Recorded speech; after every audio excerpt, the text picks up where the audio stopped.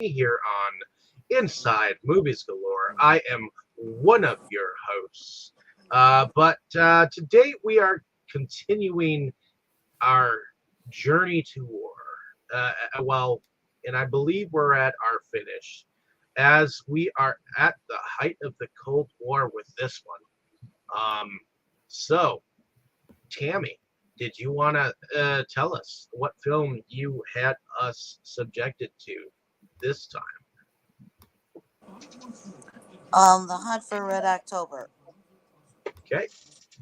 And it was directed by John McTiernan in 1990. Um,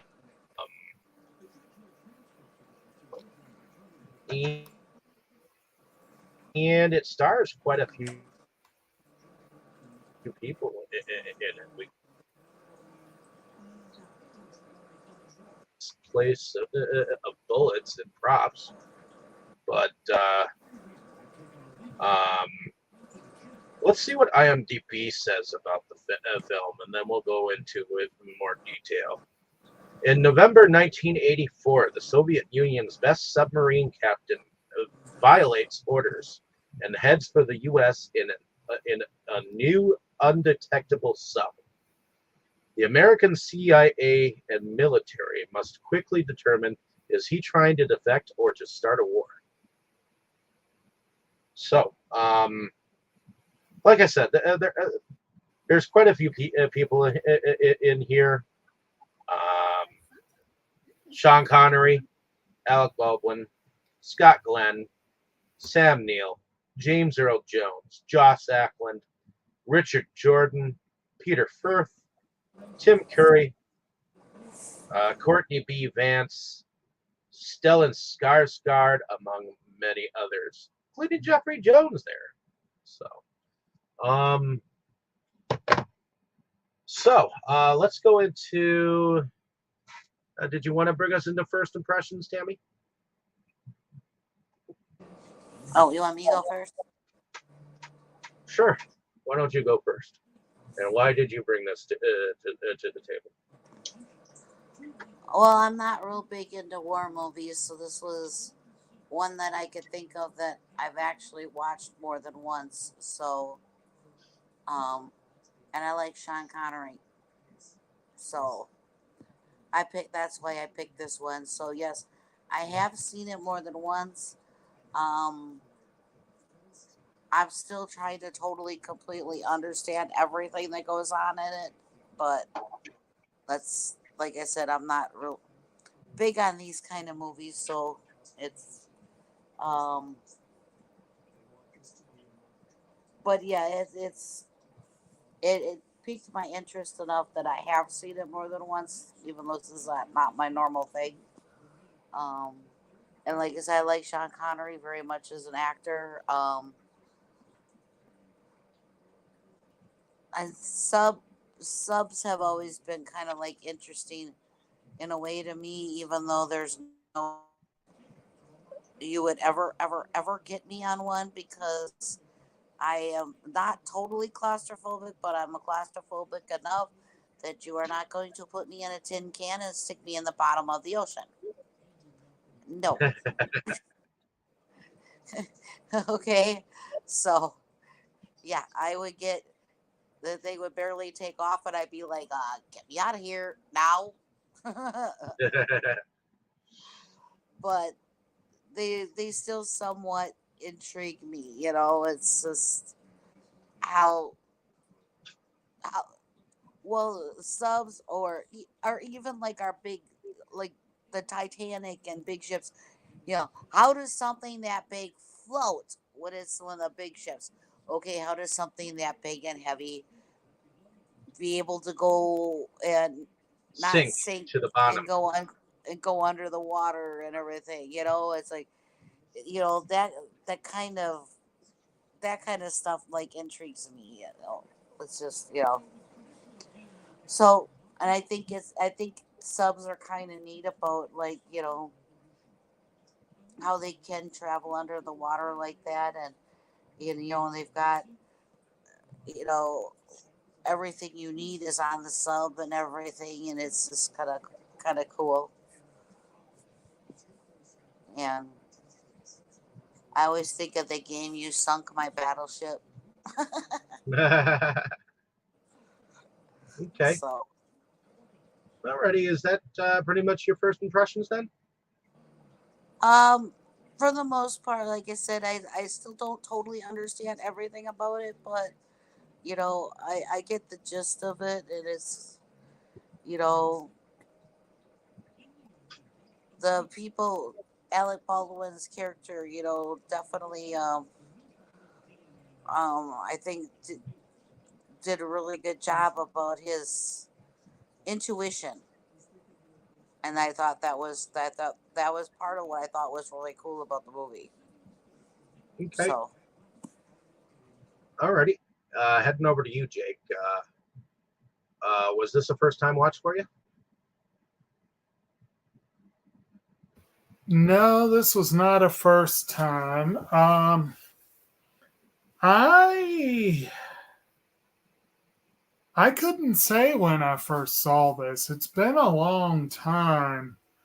Um, Back in the day, so probably around probably eighth or ninth grade, I actually read what may to this day be the only Tom Clancy book I've read all the way through, which was Clear and Present Danger. I feel like I read this one, but I can't swear to it. And I know I started The Cardinal and the Kremlin and got distracted. So at the time, though, I was like, Clancy was on my short list of people that I was like, I'm a big fan of their work, just based on that limited number of books. But I really loved Clear and Present Danger. That was a movie I watched a few times with the family. And I know this was another one of the early ones. This one, I think it was those two that I watched more than once with the family. I've seen it since then, but I really couldn't tell you how many times, probably a handful. I know I saw it in bits and pieces on TV too back in the day. It's been years since the last time I saw it. Um, I've always liked the movie. I've always thought rather fondly of it. Um, I remember this was one. I don't know if I'm remembering correctly, but I feel like there was another one. Was it Red Tide? Am I remembering that correctly? That came out at Or are you talking about Crimson Tide? Crimson Tide, yes. That came out at almost the same time and had about the same idea. And it's funny how Hollywood always pairs these things. And it's always stuck in my mind but I don't think I ever saw that one. This was the one I saw, I think the last time I saw it, I had the same reaction that I had this time or similar, which is I find it very amusing and kind of sad that they start talking Russian and then at some point they just switch over to English. And it's like, yeah, the screenwriters didn't really want to bother writing half the movie in Russian, and or the actors didn't want to bother learning Russian to speak it, or I don't know. So I find that kind of amusing. And I also find it amusing that the main Russian cast, you've got a Scotsman, his first mate is a Kiwi, the ship's doctor is an Englishman, and the guy who's hunting them down is a Swede. All the Americans are played by Americans. So, I find that kind of funny. I also will say I've not seen any of the Jack Ryan TV series, which I guess John Krasinski plays the character. That I did actually watch. That was pretty cool. I've heard good things, but I've seen, of course, Sum of All Fears was a Jack Ryan movie with Ben Affleck. We had a couple with Harrison Ford. I feel like Alec Baldwin is one of the weaker Jack Ryans. I don't think he's that far removed from the Jack Ryan in the book. He's just not as interesting to watch as, for example, Harrison Ford in the role.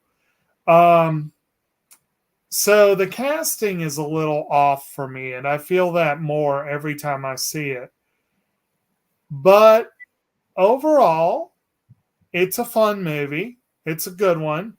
I definitely consider it more of a political thriller than a war movie, but I can definitely see it in the context of being a Cold War movie because by definition, the Cold War was not a typical war. So I give it a pass for that, but it definitely doesn't fit the definition of what I normally think of when I think of war movies. So it was kind of an interesting change up at the end of the month, but a good one. It was good that one of the four was actually entertaining without being mostly depressing. And I wonder if you guys were in cahoots, both putting forward Sean Connery movies, but but anyway, and didn't he play an Irishman in The Longest Day? Yeah, he did. A Scotsman. So he was a Scotsman. I must have misunderstood that. Okay, so there, as I was going to say, it would have been funny if they were both ones were. Well, yeah. It's the Scottish that often carried the bagpipes, to be honest. Well, yeah, it is. It is. And that's like I said, I just, for some reason, I was thinking that. And that movie was so long, though, some of the minutiae got lost. And I will say, as we go along, we'll talk about this when we get to the appropriate moment. This movie does have one of the best ask and response, like one of the best responses to another character's dialogue in probably any movie of its type. There is one response I can go ahead and say was my favorite moment in the film, and when we'll talk about it when we get to it, but I do give it props for that. So okay. Heading over to you, Brandon. Was this a first time watch for you? Oh no, I've seen it a couple of times. My parents watched it when I was a tween, I guess you could say. The part I remember the most is when they were singing the Russian national anthem. I don't know why, but I always run that one and Rocky IV together. Because of the, I don't know, the Russian national anthem is a pretty cool piece of music overall, especially if you hear it done well. But I remember really liking it when I was younger, and then I got a hold of a copy off of a friend at the gaming store that I was at because she really liked the film, and I watched it again, and I kept that copy for a while. Then they did a Jack Ryan collection, which was a 4K collection, and that had all of the Jack Ryan movies. And of course, I've seen all of them, but Shadow Recruit or whatever that other one was, I think it's the latest of the Jack Ryan movies. I forgot all about that one. But all the rest of them I've seen, and they're all classics. I don't know about Shadow Recruit, but the rest of them are all classics. So, and this one is my favorite of the group that I remember, and I still really like it. It's a great film. It has a lot of tenseness in it for a film that's not really straight out action. It's a great cat and mouse film. I was glad to have checked it out again, and it looked really good in 4K. So what can I say? Okay. I'm curious about that because the DVD did not age well. I was watching it going, man, I need to upgrade this one. Did any of you watch the copy I sent y'all? Because that was the Blu-ray upload. No, I watched my copy. We watched my copy. I actually have a Blu-ray set of the Jack Ryan stuff without the Shadow Recruit on it. It's the set that happened before the 4K. So,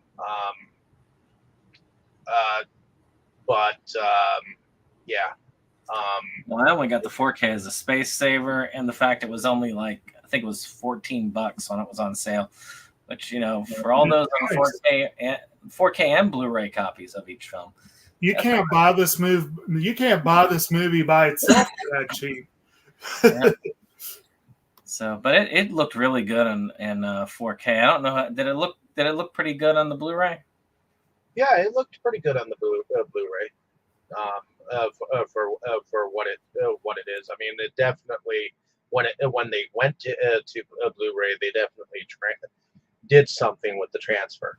Okay, so it cleared up pretty well. Which is good because it's a good looking film anyway, and I think that this is one that clearing it up doesn't hurt it, because sometimes a 4K you kind of end up revealing a lot of the stuff that they use. No, actually, no. There were a couple of scenes where I think the 4K did hurt it, but not many. Usually it's like, oh, well, you can see a lot of the stuff in the background, like the wires and stuff that they're using, whereas you wouldn't have before. And this one, there were only a couple of bits like where they were playing background images, and you could kind of see through some of the characters that were in front of the background images, so you knew they were, on a green screen or something in the back. But otherwise, it still looked pretty good. So I thank Tammy for bringing this one up, because I think it's good. And as a recap of our month of movies, we also had a good variety. We had a movie about the effects of war in Japan, and we get to see how war affects the citizenry, essentially. Then we got one that was a kind of a patriotism piece, traditional war film. In The Longest Day. Then we got a typical film about how much war affects the soldiers as they return home in Jacob's Pick, The Deer Hunter. And now we have a Cold War film, which is more of almost a spy espionage, cat and mouse type film. Mm-hmm. So, political thriller. So in a way, we got a good variety of the war genre. Indeed. And definitely. All different war. Actually, no, and 3 different wars, because technically 2 of them were World War II. But we had one from the Eastern Theater and one from the Western Theater, I guess you could say. So that true works it out. And technically, Germany was out of the war by the time the other one took place. Yeah. Well, as far as my viewage of this film, it was definitely a film that was on rotation in my household.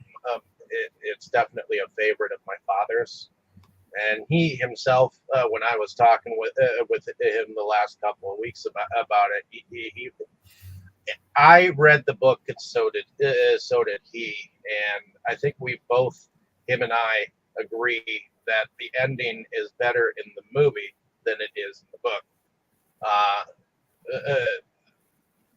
And I'm sure we'll get into it eventually.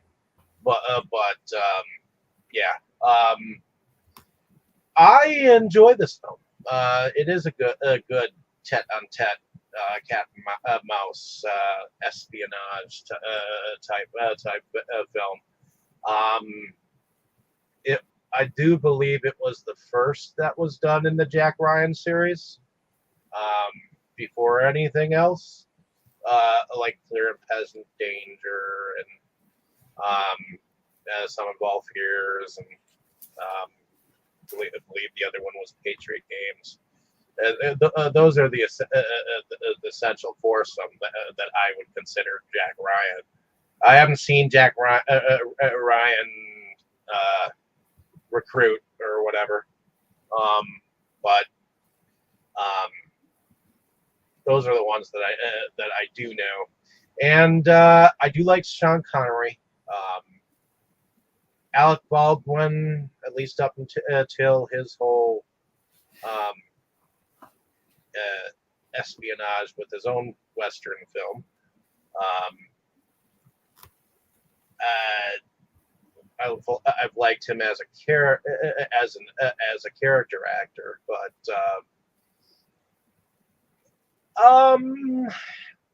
I'm not.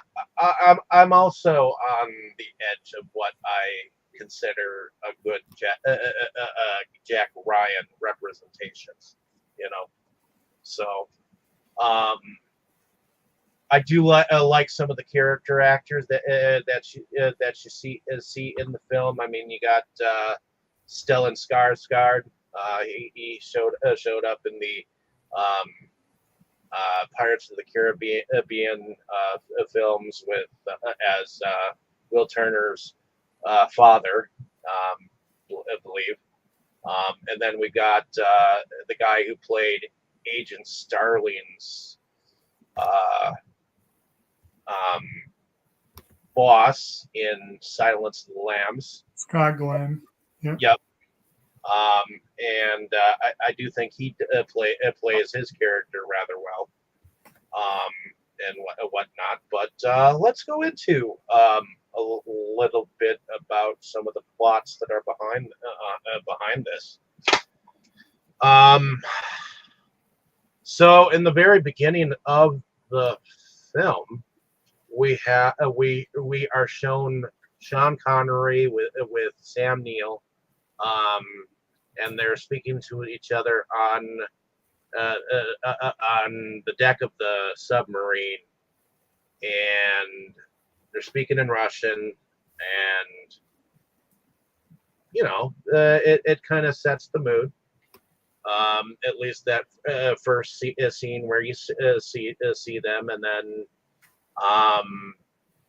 then of course it kind of goes into Jack Ryan meeting up with James Earl Jones' character, and he's kind of a you can always tell when James Earl Jones is on the set. His voice is deep, kind of reminds you of Darth Vader. I don't know why, but what do y'all think about the situation that Jack Ryan is presented with? I mean, he is shown a picture of this submarine, and he wants to bring it to a friend of his to kind of understand what this submarine can do, because he thinks he's got an idea about it, and obviously he's a man of intelligence at this moment. I believe he's a naval officer, isn't he? At this moment. No, he's CIA. Okay, he's CIA.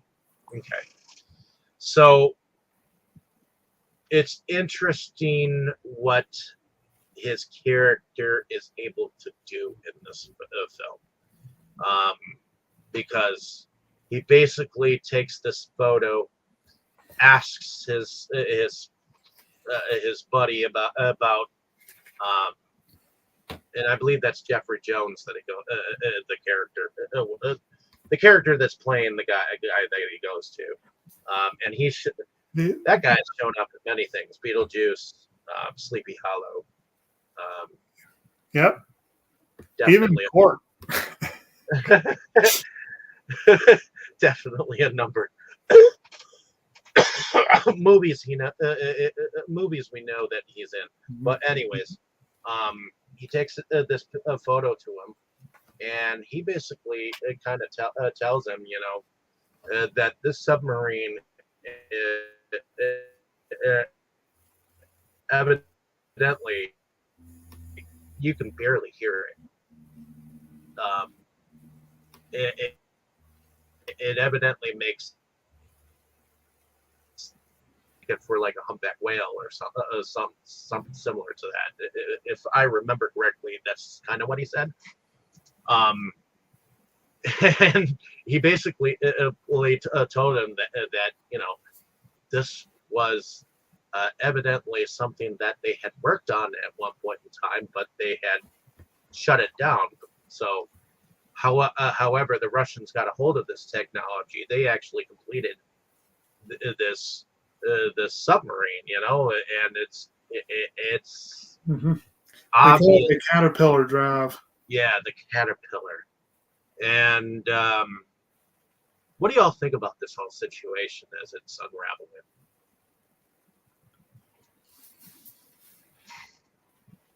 Well, Go ahead, Jake, if you want to take a I'm gander at it. I'm not really sure that I have much to say on it. I mean, it's a pretty good setup for what's to follow. Um, like I said, this is based on a Clancy novel, and Clancy had a military background, so he had, I think, an intelligence and/or military background. I don't remember precisely, Yeah, but he was he had a lot of history in naval warfare. he's one of those people who's really good at presenting a plausible series of events that sound like it's well researched, that seems like it would hold together, but at the end of the day, it is fiction. Yep. And I feel like that this definitely falls into that category, that this basic setup, it sounds relatively plausible. Certainly, the US and Russia have been in a technology race for a long time.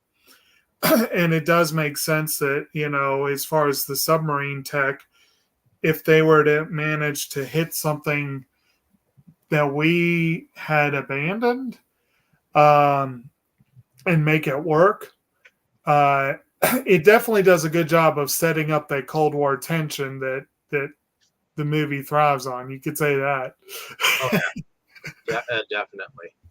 And I'm trying to remember exactly what Alec Baldwin called the Russian commander that Sean Connery's character is playing. He gave him a nickname, and I'm trying to remember exactly what he called him. It was said so quickly that I was trying. I mean, his name is Marco Ramius, but I can't remember what the nickname might have been. Yeah, but in any case, so Alec Baldwin's character Jack Ryan, after he learns about the caterpillar, he is invited to sit with what looks like a war chamber of Invited is one way to put it. Yeah. His direct supervisor apparently is Admiral Greer, is James Earl Jones. Good solid role there. He basically is like, come with me. You're going and to. So he kind of explains the situation, and the guy at the head of the table, I'm assuming that he's like the presidential advisory of some sort. They said he was the head of the, what do they call him? Geez, I'm blanking on it. What do they call it? I am unsure. But he's evidently something in. He's essentially the guy under the president in charge of the armed forces, I guess you could say. Correct. Yeah. And so he basically that guy ends up asking him, well, do you think that that this particular situation is could fall under the first strike category of things? Do you think that this could cause war? And that's when like everyone in the room ends up starting to talk all at once, over the whole situation, and there's one of the guy. I think he's like a general of some sort. He ends up telling him, "Well, what the hell do you know? You're just a CIA operative," and he tells him right back, "Hey, I've actually met the guy. Can you say the same thing?" Right. You know, and so the presidential advisor asks him to stay afterwards, and he's like, "Well, you know, you pretty much shut that general down like that, and I'm the guy that normally I have no problem taking candy from a baby." Yeah, he's the quote here I see on IMDb. Listen, I'm a politician, which means I'm a cheat and a liar. And when I'm not kissing babies, I'm stealing their lollipops. But it also means I keep my options open. So, and he basically wants them to head up this task force to, you know, get down to the nitty gritty of the whole situation and do what is essential to keeping this under control. And so he does get sent. And I do want to mention something. When he actually goes home, you see his wife for a mere moment. His wife is played by Gates McFadden, who is related to Star Trek in Star Trek Next Generation as Beverly Crusher. You only see her for a barely brief of a moment, but it's her. There's also another person who played on Star Trek that, oh yeah, the guy who played Professor Moriarty to Data's Sherlock Holmes, who ends up showing up in this movie as well. So there At that meeting, two though, didn't he? At that meeting, though, didn't he like get everybody to be quiet? Character. That guy, he doesn't necessarily like Alec Baldwin or Jack Ryan's character right away. You were going to say, Tammy?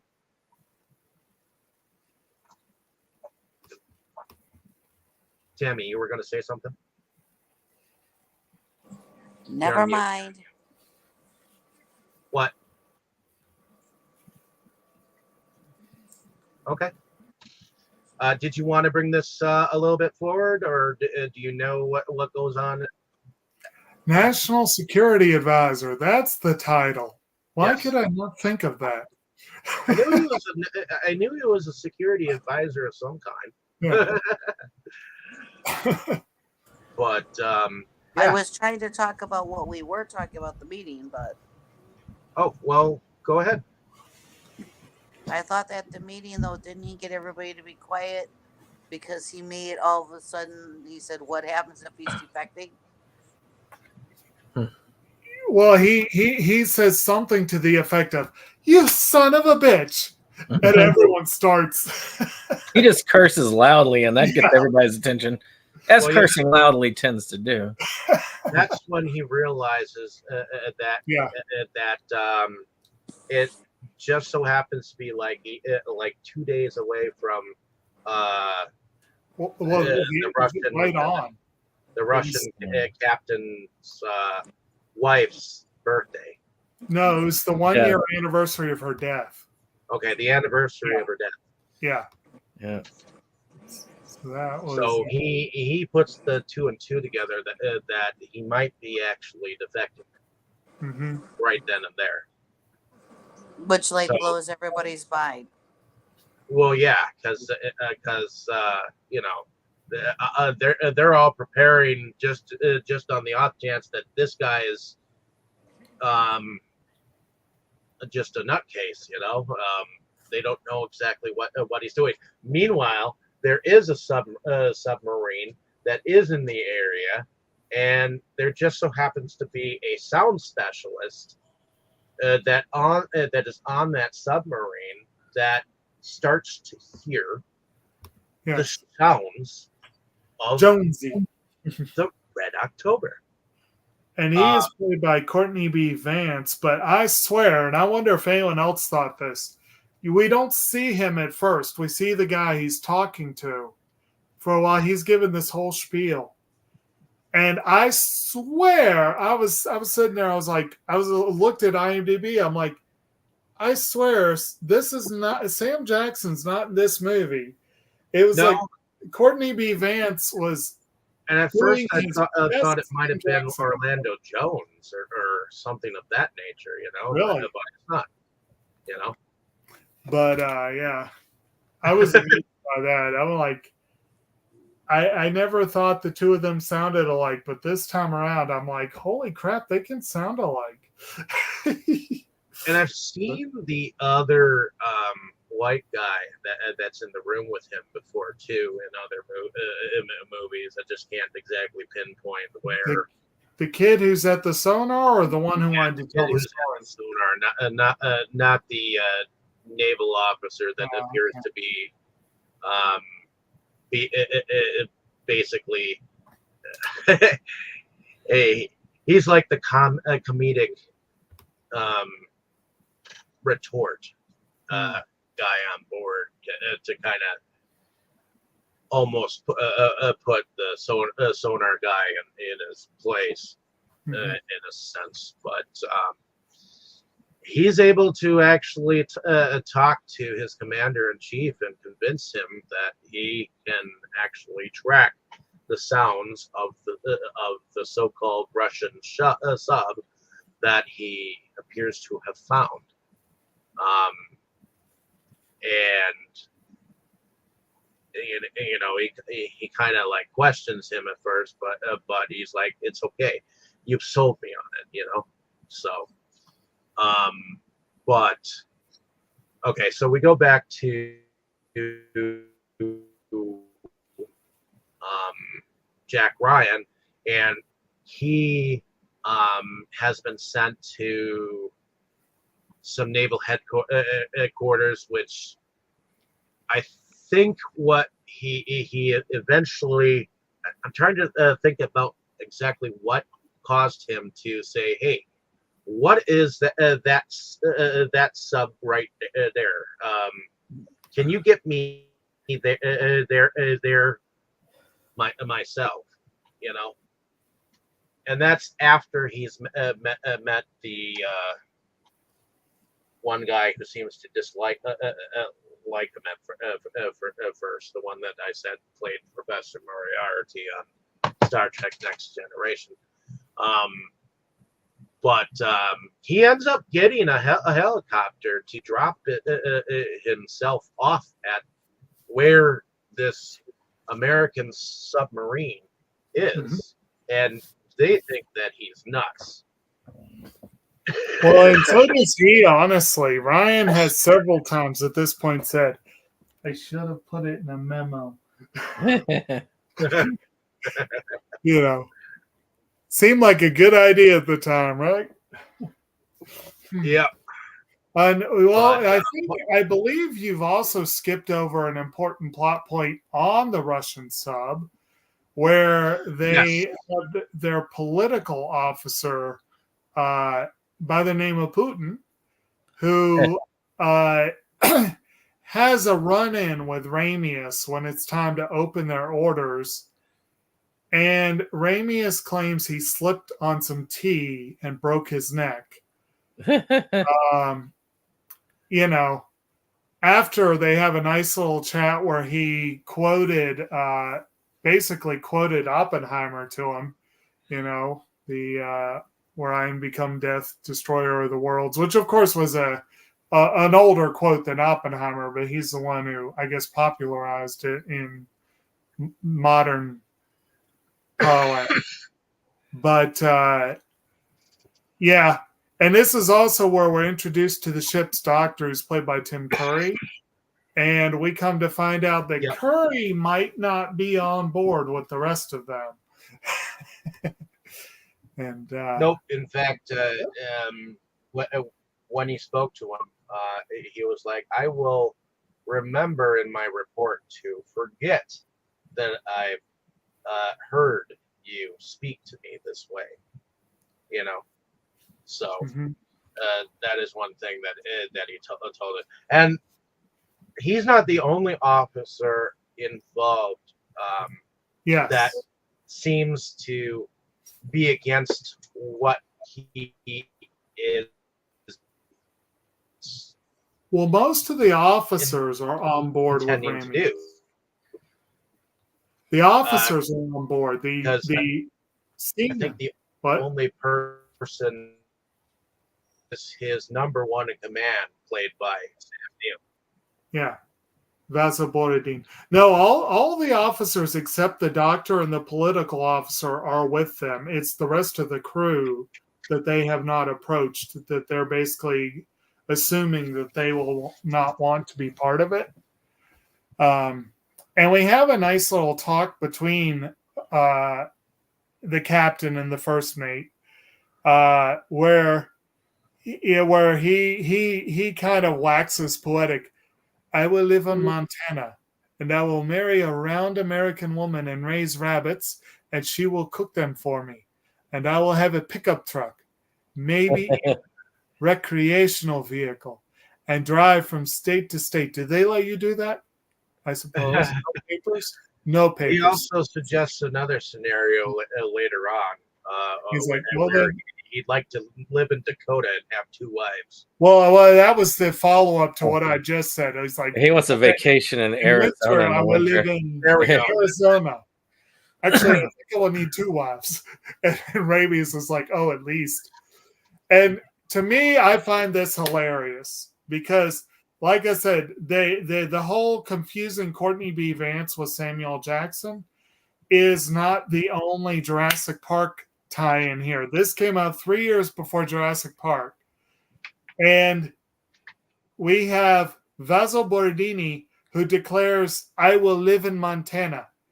And then Jurassic Park, one of the early lines in the movie is where Dogston is talking to the miner in Central America, or Gennaro, whoever it was, is talking to the miner in Central America. And they're talking about they want Alan Grant. And he goes like, Alan Grant, you'll never get him out of Montana. And I just find it amusing that Grant Beale had that trajectory in his career where he plays the one who wants to move to Montana and then the one that never wants to leave it, like almost right after each other. Well, if you like steak, you should definitely go to Montana. I don't know if there's anything else. Maybe it is those rabbits. It's rabbit country in Montana. Right. If you want multiple wives, it's Utah. Right. Well, if depending on the route, you might stop through Utah on the way from Montana to Arizona, depending on your route. So yeah, we do have that moment, and we also have the moment of realization that Jack Ryan has on how he's actually the Russian commander is actually going to get rid of his crew. Yeah, he asks himself a lot of his assumptions are just guesses, you know. But they're good guesses. I mean, he is a smart guy. But he's like, how do you get a crew to leave a nuclear submarine? And as soon as the words are out of his mouth, he gets this look on his face like, okay, the question answered. Yeah. Of course, also when they're talking about that, it's around the time that they have that sabotage thing happen. Yeah. Which, of course, that gives them a nice little light bulb moment. This might be useful in moving the crew out. Well, yes, they kind of play along with the saboteur momentum, and eventually cause a fake radiation problem on the ship, which we'll get to. First, we have the moment where Jack Ryan has to convince the captain of the American submarine that the defector is actually wanting to defect. Right. And in order to do that, they've got to do it in some kind of a code, and the answer has to be in like one ping. They can't do it where they open source it over like the submarine channels, you know. Right. I think it's like they Morse code it or something like that. Morse code, yeah. Actually, the captain straight up says, okay, I had the quote a minute ago and I've lost it, but he basically says that he geez, I don't remember exactly what but he's like, my Morse code is so rusty, I might have given him the measurements on the Playmate or something like that. Well, I mean, the reason why we've got Jack Ryan on that sub is that they figured out how to detect the movements. One of their people managed to figure out the sound that differentiates itself. Of course, they didn't need it anyway because of sabotage. It kind of got, once they found its path, it was running loud anyway because the sabotage guy took care of that particular propulsion system. And But meanwhile, while all of this is happening, there is a Russian representative going to that national security advisor and saying, "Uh-oh, we don't know what's happened to one of our Russian submarines." Rescue mission. yes, rescue. We can offer a rescue mission. That's basically what they were being offered. And then the second time they got together, they were like, well, we found out that the captain of the Russian submarine, he's actually gone quite mad, and he's threatening to torpedo American submarines. Andre Lacinco is the character. Joss Actor. He's threatening the actor. I remember him playing King Arthur in A Kid in King Arthur's Court. Actually, he's threatening a Dr. Strangelove scenario just on the other side. Right. But yeah.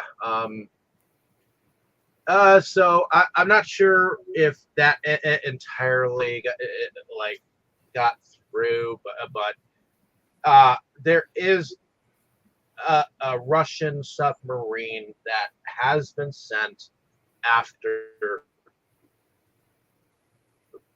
the Red October as well. So basically,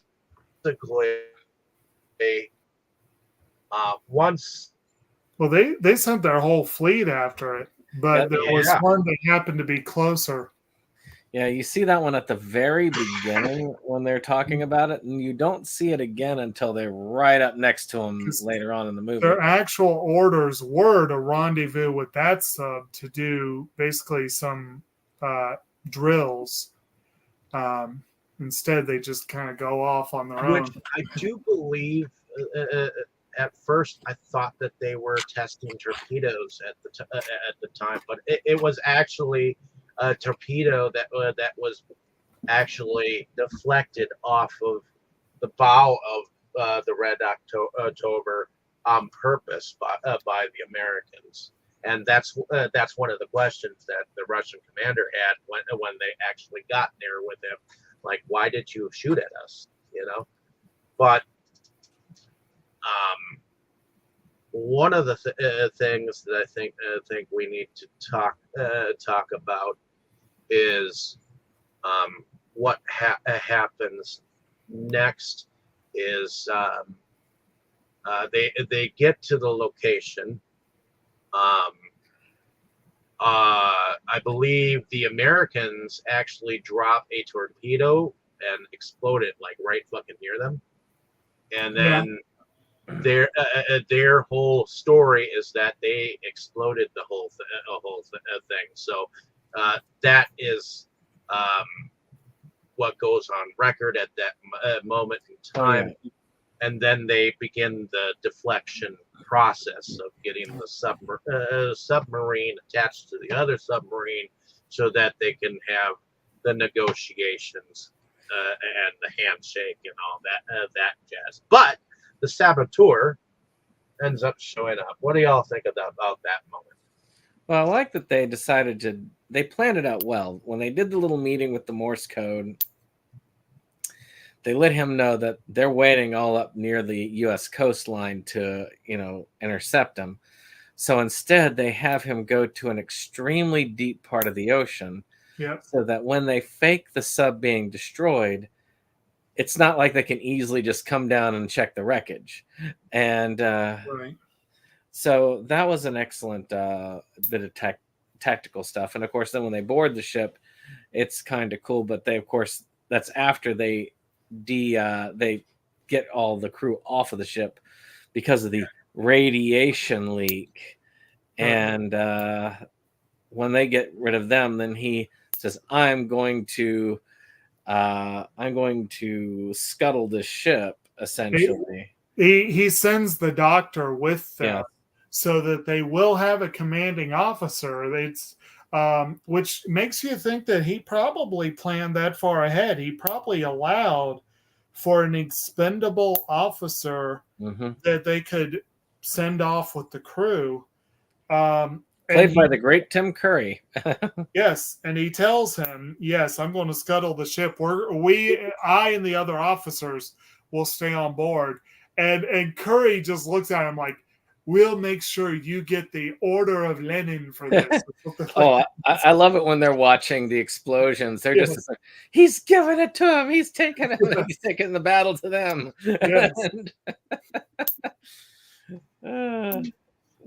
But it plays directly into their hands, because when they do have the confrontation with the Russian sub, and Connery's character gets in and manages to outmaneuver the sub. Oh, this part right there, that was intense. When the one captain is telling him, "Hey, he's wrong," and he's like, oh, "Take it down to 3.16," and everyone's like saying he's turning into the torpedo. And they put you on the edge of your seat at that moment when you think that he's like going to like kill them, but evidently he knew that the torpedo hadn't. The guy who sent the torpedo didn't prep the torpedo quite the right way. No, I think he followed correct protocol, and that was what Ramius was banking on. Yeah. Because the torpedoes are not supposed to be fired armed, because you want to get it away from the ship before it can explode. As it shows in the later one when the the ship gets taken out. Yes. So basically what they did was he turned directly into the firing range of the torpedo to close the distance and make sure it would hit the ship before it armed. So, which actually was a pretty good maneuver, I would imagine. Again, I don't know enough about naval warfare to know how much of that is accurate and how much was created for dramatic effect. But it seems logical. Naval warfare. What's that? That was just good naval warfare. Yeah. So that was pretty cool. But we should also, I can't remember if it was, I think it was after that. Yeah. Oh, I know it was definitely after that. It was between the first torpedo and them having to finish off the Russian sub was when the saboteur reveals himself and kills the Montana guy. Yeah. Yeah, I always wanted to see Montana. I would have liked to have seen Montana, which, again, for me, I'm sorry, I know that's a touching moment, but it's also hilarious to think that that was the final lines of Sam Neill in this movie. My only interest in Montana is I would love to go there one day to have a steak, and then that's all I need, and I'd leave. Oh, no, I'd stay there for a week. I see the river runs through it, and I'm like, oh, I want to go visit. My name is Tony Montana. Yeah. Oh yes, I'd love to go up there and build a snowman. Anyway, that's the other Tom Clancy movie I was talking about.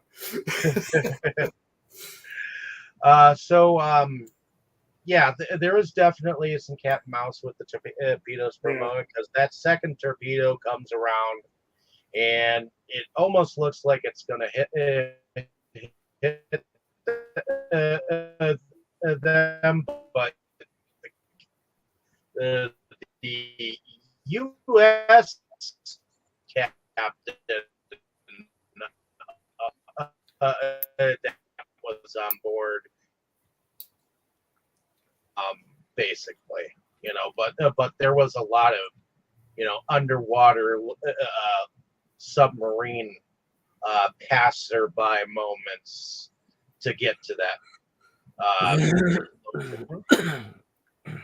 Right. And of course, we also had, after the attack by the saboteur, we had Ryan and Ramius going after him through the sub, and Sam Neill's character dies. Yeah, and Ramius gets shot, and Ryan has to go after the guy himself, which he was so happy to do. I think he made the complaint about the memo again at this point. Yeah. But he gets his guy eventually. Yep. And I've seen that the saboteur in other things too. I just can't really place his name or anything. But apparently this guy was the cook on board, and he was like, the cook? And of course he had that secondary thinking about, should I or shouldn't I shoot this guy? Well, it's probably good for him that they weren't, that this wasn't under siege and that he wasn't up against Casey Ryback. But well, yeah. And then of course you see him coming back with the Russian commander, and everything seems all gravy after that, because he has officially and becoming defective, because yes, they became defective. I believe you then see them on a boat, and you can definitely tell that this part was green screened or oh yeah, like I said, I don't know if it looks that way on the DVD, but you can see them almost become transparent in certain parts of themselves. You could definitely see some green screen in that part. Well, I think they were supposed to be on the Penobscot River, right? Mm-hmm. Yeah.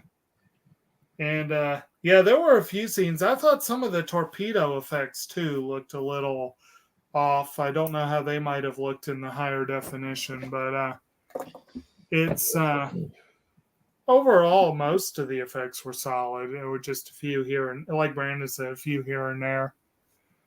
Well, I did notice that when the German boat was destroyed, the Russian boat was destroyed. Some of them might have been played by Germans. Well, again, their commander was played by a Swede. They probably had some Germans in the crew. Yeah, it's possible. Because in any case, they saluted the disaster that happened to that submarine. The crew that was on whatever ship after they had gone on their flotation devices.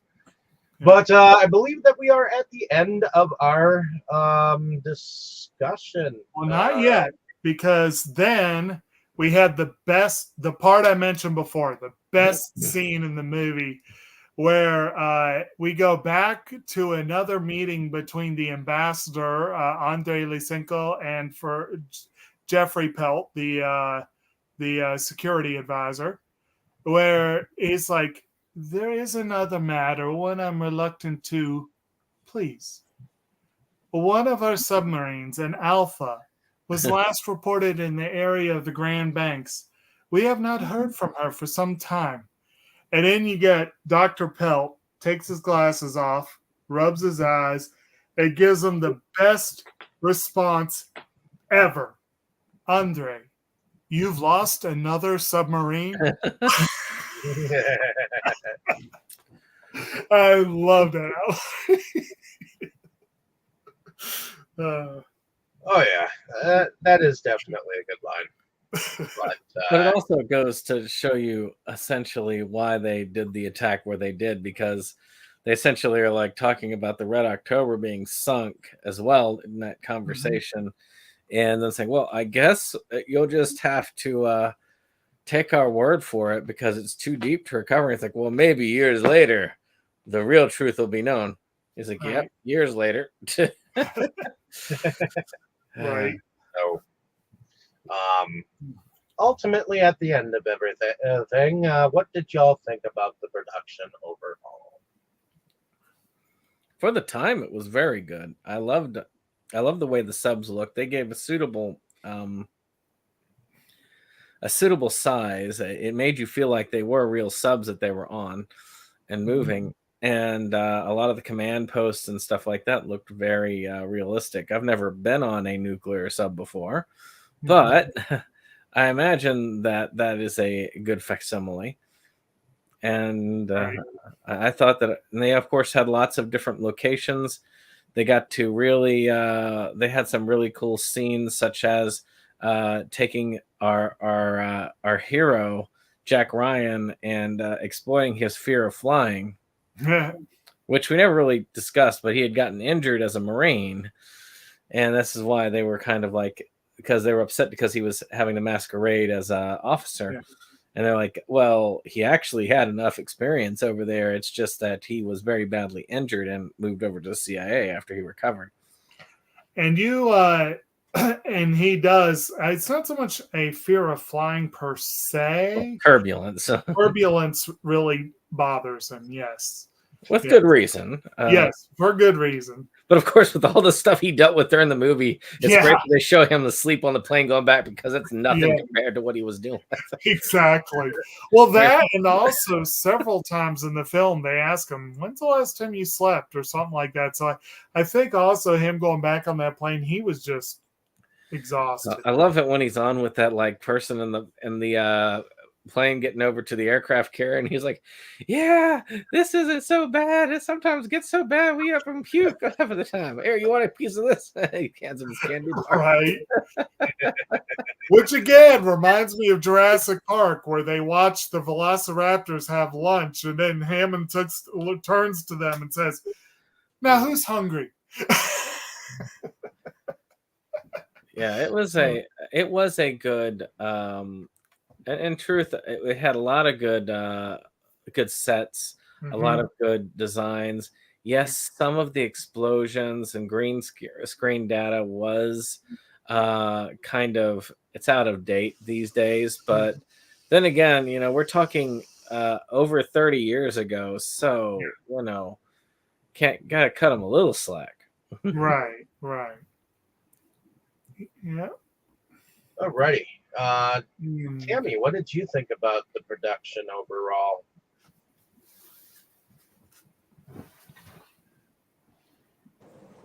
I thought it was pretty decent. I mean, like, I don't notice the things the same way as you guys do, with the blue screen and all that stuff. So, but I thought it was pretty good. I mean, to me, the subs and everything looked very realistic, and everything, it seemed like, when they were firing their torpedoes, that looked like real, and and everything. So it it seemed authentic enough.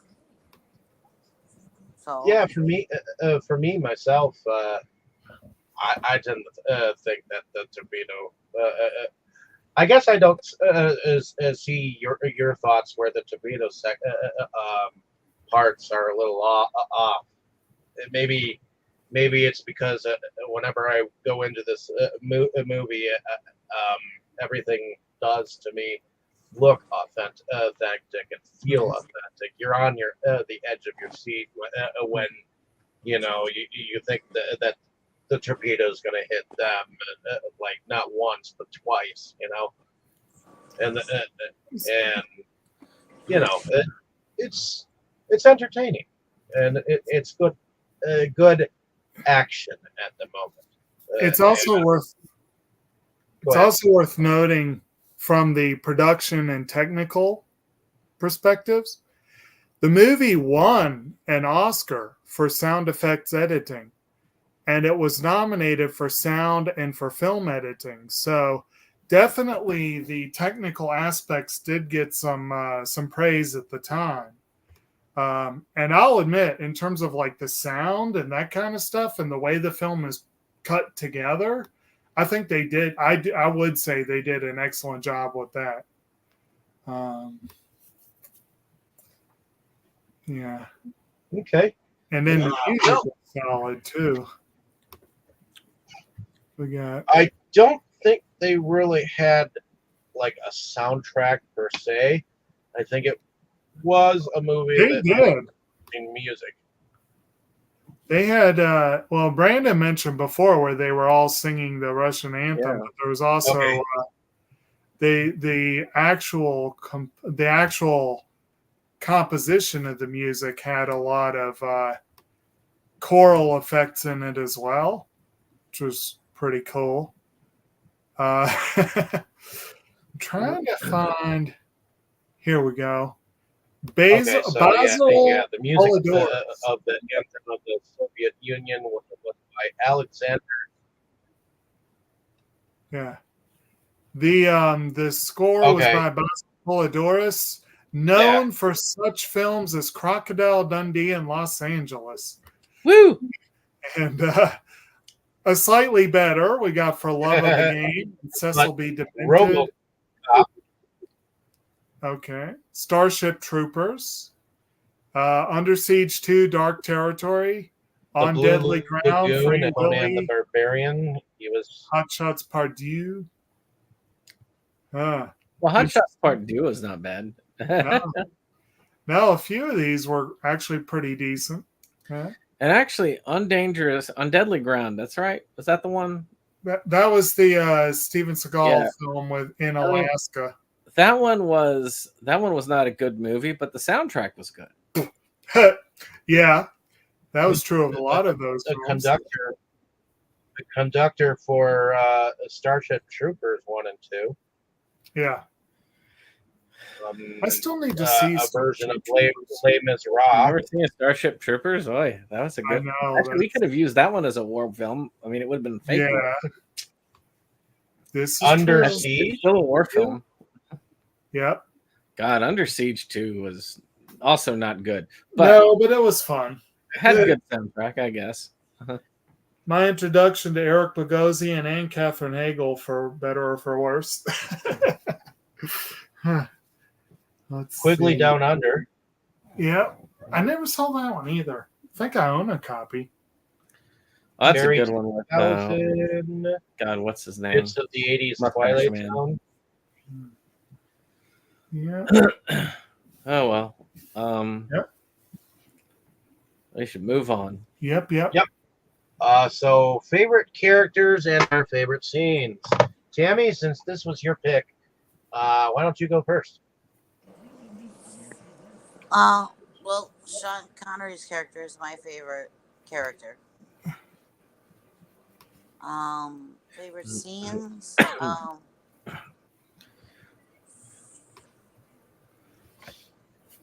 I guess when everybody is sitting there thinking that he's making it go right towards the torpedo. He's turned. We're going right at the torpedo. We're right in its path, and everybody is all on edge and freaking out and everything, And it makes you that way too. And then when the thing hits, then they're all sitting here going, "Well, what happened?" And he explains, I thought that was cool. Well, yeah, that's when that captain of that American sub ended up earning some respect for him, you know. So, Mm-hmm. but is that it? Yep. Okay, heading over to you, Brandon. Favorite character or characters and their favorite scenes. The Doctor was my favorite character because Tim Curry always makes a movie amazing. And as far as favorite scene, the scene where they're given their orders in quotation marks by their captain, and they start singing the Russian national anthem. That's the one that always sticks with me for some reason. Okay, is that pretty much it then for you? Yep. Alrighty, heading over to you, Jake. Favorite character or characters and our favorite scenes. Well, as I said before, I like Jack Ryan as a character, but I don't think this was really his movie to shine. I really think this is Ramius's movie. So, yeah, Marco Ramius has got to be my favorite character in this one. And my favorite scene, I've already said.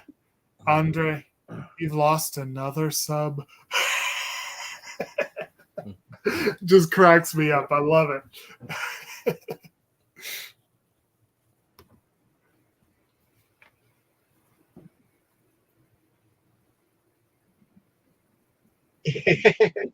Okay. I do have to say that Sean Connery is my favorite character in this whole entire film. He's the one that makes this. He's just got a lot of acting chops. You know, he's got a presence about him whenever he's on screen, and I think that goes to show that he is very seasoned in here. And I think that goes well with his character. As far as favorite scenes, I do like that whole torpedo scene, and I do like that the Russian representative is like lost two ships, and he's at a loss at what to do because the one he sent after and I guess he lost both subs, and now he's got to scramble and intelligence on what happened to the Kremlin, you know. So, but in any case, did anyone else have anything else to add? Alrighty. Well, thank you for coming along with us on this journey, ladies and gentlemen. It's been a pleasure. Hopefully you enjoyed our discussion. Like, share, and subscribe. And let us know down in the comments what you thought of our discussion, what you thought of the movie, and whether or not you thought, you know, any of us were wrong or right, you know. So, but let us tell those nice folks out there that have been listening along the way a little bit about who we are. So, Jake, why don't you tell us a little bit about yourself, what you do? Well, I'm Kotobukijake. I am the occasional co-host of SeptumSin versus the World on YouTube. I also am avid movie watcher, collector, general fan here in the RVA. I don't get to watch near as many as I would like, but I do make time. Right now, we're in the waning days of our Versus Awards voting. Anyone who hasn't voted yet, go on over to the Facebook page and place your votes. We look forward to seeing what y'all have to say out of our choices for the best films of the year in a number of categories. I still am hoping to get a couple of last minute ones in the last couple days, but this month, unfortunately, between the nominations and the awards, I mean the voting, it just was not a good month for me to get a lot of movies watched. But you get a few in, including the very rare theater trips. Went out to see Deadpool and Wolverine, so that was good times. Meanwhile, I do try to make time to join these fine folks each week, watch a movie for that. And also, our once a month on our channel, we have the once a month anime discussions. We'll be discovering Bakano this week, which is one that's been on my radar for a long time, and I'm glad to finally get it watched. Good show, so check out that discussion. Yeah, that'll do for me this go round. Alrighty. Heading over to you, Tammy. Why don't you tell us a little bit about yourself and what you do? I go on this channel and another one with David and discuss movies and listen to everybody else's thoughts and opinions and check out most of the time movies that I might not, there's a good portion of them I might not have ever seen if I wouldn't be going on here. So it makes it fun for the most part. Some of them I don't care for, but hey, that's the way it goes.